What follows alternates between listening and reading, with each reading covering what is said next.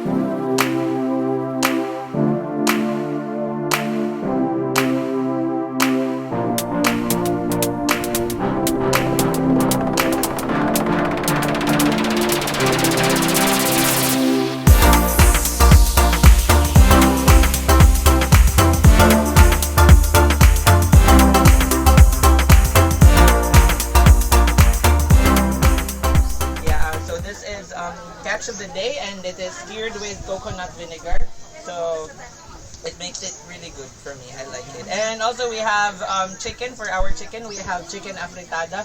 It's a Filipino style of